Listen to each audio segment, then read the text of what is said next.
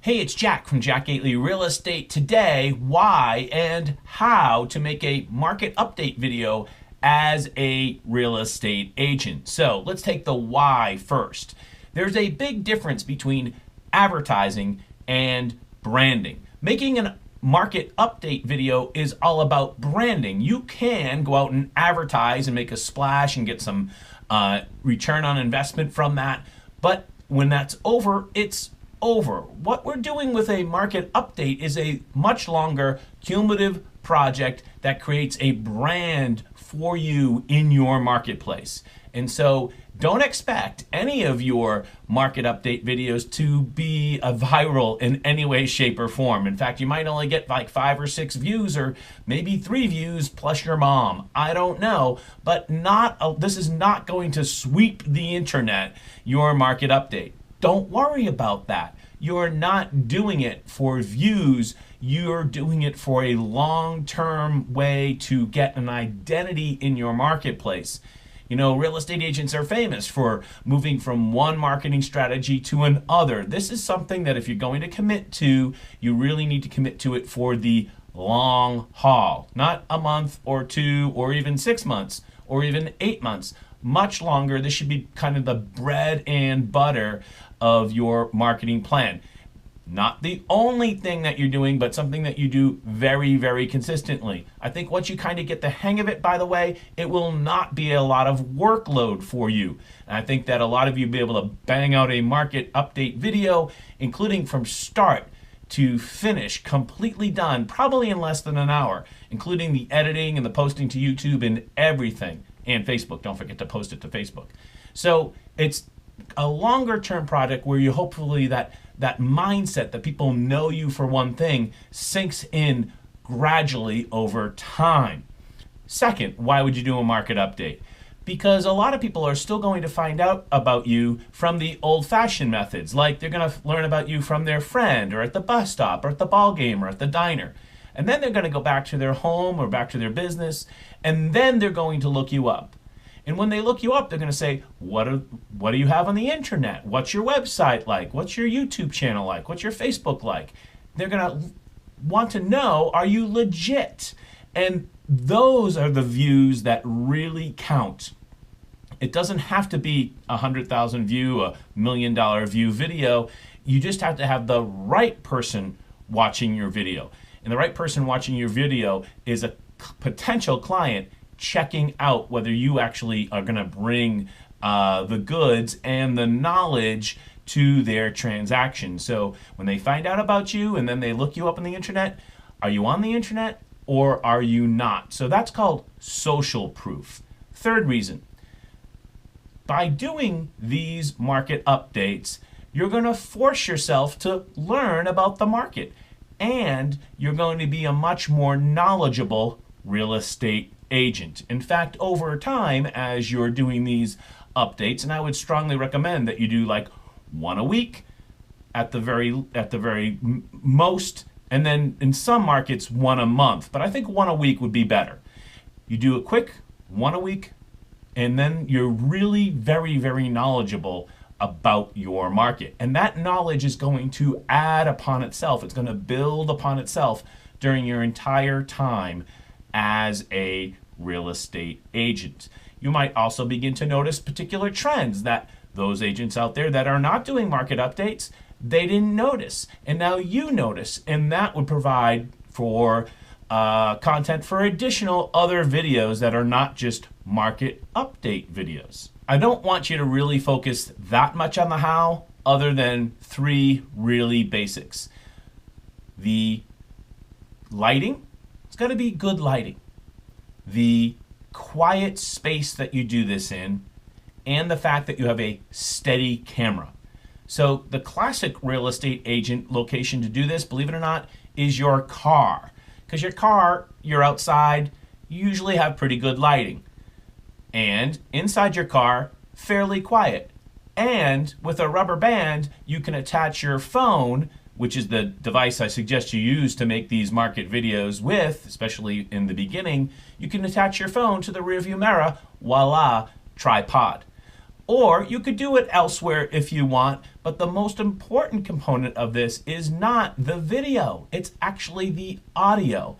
So crisp audio is really quite important. If you want to go on Amazon and buy yourself a bendy tripod thing with a cell phone attachment bracket thingy, go right ahead. Probably can get that done for 25 bucks or something like that. That will expand the locations that you can do these market updates, and that might be very interesting to your audience to see you in a context of some place that would be notable to them. That would be a really good thing. So just focus on the content, definitely the audio, and the content first, not so much on the hardware.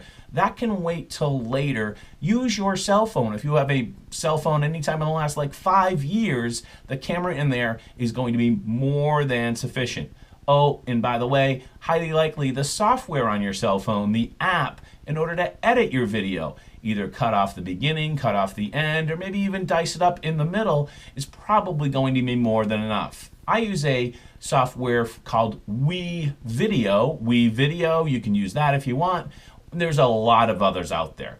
Find something that works for you. There's a lot of free or extremely low cost cell phone editing apps on the market. Okay, so let's get into it. There are basically two ways you can do this. In front of the camera, which is what I'm strongly recommending, but you could also do a screencast. And there have been many people who do market updates via screencast where they don't show their face. Strongly recommend against that. It provides no direct connection between you and the audience. Strongly recommend against that. Also, this video in a few minutes is actually going to move to a screencast so I can show you things on the multiple listing service. That's fine, but for the most part, you want to do your updates one-on-one, looking directly into the camera. So actually, now is the time where we're going to move to a screencast of this video, and we can show you exactly how to pull the appropriate data out of the MLS so that you can create a compelling, if not viral, update in your real estate market. Okay, great. So now we're into the multiple listing service. We're using MLS PIN, which is the predominant MLS system in Massachusetts. And we're on the search tab, as you can see to the upper left, which is highlighted in orange. And we're looking at single-family homes sold. Single-family homes sold. You could pick the other categories, especially condo in some urban locations like Boston. I think that would actually be a lot more condo sales than single-family home sales in downtown Boston, for instance. So whatever happens to suit your fancy in terms of what type of property you want to search for, we're going to be looking for single-family homes for this particular market update. And under status, we're going to check sold and sold only. And then this is really important here. In the off-market time frame, which is usually today minus 6 months, you want to change that to today minus 7 days. That will only give you everything for the past week. We could go up here real quickly and touch the count button, and it will tell us how many actually single-family homes sold within the past 7 days, and it's only 19 homes. So rather small sample size, but nonetheless, let's continue on. We'll hit search now. And this should give us a report of exactly what sold in the last 7 days. Voila, there it goes. Now, one thing to keep in mind, if you're doing these weekly, then statistically there might be a lot of what we call noise in the number. In other words, the total numbers that you see at the bottom of the screen here might be distorted by the sale of any particular property. That might be a little bit noisy down here. So just keep that in mind. This should curve out or smooth over during the course of the year, and especially if you don't have a lot of transactions in your marketplace, doing this on a monthly basis might be more statistically valid. So let's just keep an eye on the bottom of the page. You saw me scroll down to the bottom. And this is some data down here that a lot of people don't look at. First off, they tell you how many transactions we have. We're looking at average living space at 1,982 square foot. That certainly sounds like your average house in Plymouth. And an average list price of $444,000 with an average list price per square foot at $223. Days in the market, 96. I think that should be definitely something that you focused upon in your market update. How quickly are things selling? Very important statistic. And then average DTO, that means days till offer, 81. So here in Plymouth, it takes about 81 days, let's just call it a little less than 3 months, to actually get an offer on your home. If I was going to a listing appointment tomorrow, then having that statistic would be a really important one to make sure that I pitched my seller to have a proper expectation of how long it might take to sell a home. And as you do these market videos during the course of the year, because you're going to be doing them consistently, knowing that number and how it moves from time to time and the average number that you have there is really very knowledgeable. Is great knowledge that you can pass along and use in your own business as a real estate agent. So looking at that, I would say to myself, if you're taking a 3-month listing agreement, well, you're running a big risk because there's a pretty good chance, just with the vagaries of life, that you're going to get an offer, after 90 days, looking at these numbers. Now, remember, this is just a quick snapshot. That's all it is. I'm sure if we change this to be for a year, which we actually might do in a minute, we might see that number be much different. We'll take a look at that in a second. Average sales price per square foot, average sales price, I should say, is $436, and average sales price per square foot is $219. Now, once you kind of relay these items to your audience and maybe do it with some context, I'm a huge believer of actually harvesting this data right here at the bottom of the report and then putting it into a spreadsheet, which you can create a chart from. And all those tools are available for you using just Google spreadsheet, Google Docs. You can use a spreadsheet. It will create a chart or a graph. It would be very, very easy and completely free to actually chart this data. I am quite certain that there is nobody in your marketplace doing that on a consistent basis. And if you were the one doing it, then you would become the authority upon the market. You see how powerful that can be in branding you as an agent over the long term. So people turn for you for that type of answer. So let's just briefly take a look at what these numbers are on a much more broader time frame. So just for kicks, we just produced a different report. This is the sales single-family home in Plymouth for the last 3 months. And as you can see, this data is a little bit different. We have 257 sales. There's square footage is now 1,900. The average list is 399. The average list for square foot is 221. Average days on market, 74. So that does seem consistent with what I'm thinking, is that to put out your house in the market, you're going to sell it in actually about 2.5 months in Plymouth. That sounds about right. And just with my own personal experience in Plymouth. And average days on market, 53, which also sounds about right. About 6 weeks to get an offer accepted on your average Plymouth house. Average sales price, $390. With an average price per square foot, $216. So once again, when you chart these and you go into the MLS and you pull this out every single week, then you really have some data that you can chart over time, which would be great content that you could take a picture of, and that becomes an Instagram post or a Facebook post. And so by creating this one video a week, which I'm strongly recommending that the video can only be like 3 or 4 minutes. It doesn't have to be that much. 5 minutes maybe, that once you created this 5-minute video or 4-minute video, there should be little things that you can pull out of it, dice it up a little bit, and actually create additional content, spin-off content from that one video that you created. I do this all the time with our real estate school videos. We have, I don't know, 60 hours of educational video. And what we do when I have a chance is actually dice it up into smaller 2 or 3 minute little segments. So it's the same content, just dicing it, just like an onion in a breadboard and a chef's knife. Just dice it right up. So was one other thing I noticed in the previous report that I want to share with you real quickly. Let's go back to that report. There it is, right there at the bottom. So we're back to our 7-day report here in Plymouth. On any given week, let's admit it, sometimes there's not a lot of news.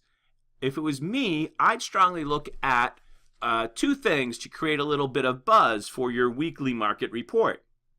And I see something right in this particular report. First off, I'd look for signature properties that have sold in your marketplace.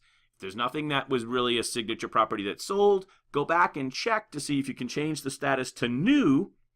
And maybe something new has come on the market that has been, something that everybody knows, that house, or everyone knows that strip mall, or everyone knows that plot of land, whatever. Something that kind of has a little bit of a local angle that people are going to be tuning into your market report, not just to hear the market report, but the latest news about a particular property. I see one here. It's at the very bottom. It's the most expensive sale that we had in the last week here in Plymouth. It's on Warren Avenue, and that strikes me as interesting because I remember about 2 years ago, I did a video about how difficult it is to sell a property on Warren Avenue, and this is a property that lots of people drive by in Plymouth, very well-known location. It's one of the few properties that actually has a walkway out to Plymouth Beach that actually crosses over the Eel River, and you can actually get to the beach. Because most of the Warren Avenue properties, you can only look at the beach, you can't actually get to it. All right, so scrolling down, there's some really good news that you should be looking at here. Remember I told you how difficult it is to sell a property on Warren Avenue? Look at this. At this market report, they listed this in May 2016 for just under $2 million, and then they sold it for $1.4 million. They took a $600,000 hit off the list price. That is a great hook for anybody doing a weekly market report in Plymouth. Wow, it really is hard to sell properties on Warren Avenue. I have a friend that has a house for sale on Warren Avenue, and there must be 7 or 8 properties for sale on this 1-mile stretch of Plymouth Road all the time. So always looking for some type of hook that is going to, bring people into your market report on a regular basis. Here's one here. It wasn't that hard to find. Okay, head over to your Tools tab and click Market Reports. Here we go. Now I have a bunch of market reports that I've saved over time, and I'm going to be clicking on my report that I have here, Plymouth Total Sold Market Statistics. Let's click that. There we go. And as you can see from this, this is going to be the market statistics. We're going to hit edit just so that you can see how you do this. You're going to go down here and pick total sold market statistics from this drop down menu right there. And then you're going to pick single family. You're going to choose your time frame and your community. So it looks a lot like the search page. So again, over here, total sold market statistics. Let's check our time frame here. We'll say year to date. That will be good. Just to give you an idea of what we're talking about, we're going to hit search now. This will give us a totally different report, as you can see here. And one of the most important things, and you can track this on a monthly basis, for instance, I think that would be pretty interesting. So again, then maybe you only do 3 market reports, and and then your 4th one is kind of like something a little bit different. Always looking for some type of hook for your particular market report rather than just a plain other market report. So here in this report, you can see, especially to the column to the far right, which is SP to OP ratio. That stands for, on average, the original list price to the sales price. OP is original price, SP is sales price. So there's a ratio. And as you can see, town-wide, it's 97%, which means that currently, year-to-date, sellers are taking a 3% discount off their home when they sell it in Plymouth. But as you can see, the kind of the heart of the market, where you see the most of the traffic, is right up here. Average number of listings, and the three biggest categories are going to be 250 to 299, 300 to 349, and 350 to 400. That's kind of the heart of the market right there. And as you can see, people are taking 98, 98, 97. In other words, sellers are pretty much getting their price. You can also see that the average sales prices are at the bottom here. These are some great statistics that, once again, you could add into your Google spreadsheet and create a chart with. Very powerful over time. Let's just, for the kicks, change the date on this report. All right, so what we've done is change the market report to reflect just September of 2017. As you see, that ratio over there changed to only 96%, which seems to be consistent with my general feeling of the marketplace. It got just a teeny bit softer as the year rolled along. And we sold 76 properties in September. I wonder what it would be if we went up here and we actually changed that to, say, June. I bet you we'd see a change there. And this would be the exact type of thing that you might want to talk and or chart about. Look at, we had 100 properties sell in June. Look at that June number. That's a huge dip, actually. We sold 100 in June and only 76 in September. And look at that ratio between the original price and the sales price. In June, sellers got 99%. And so knowing those small little nuances, just in a 3-month gap, can really make you be a much better agent in your market. It's going to provide you with that type of ammunition, so when you go into a listing appointment, you are fully prepared, and it's going to provide you with great content to deliver for your weekly market update. So, hey, any questions, don't hesitate to ask. I'm Jack Gately from Jack Gately Real Estate. Have a great day.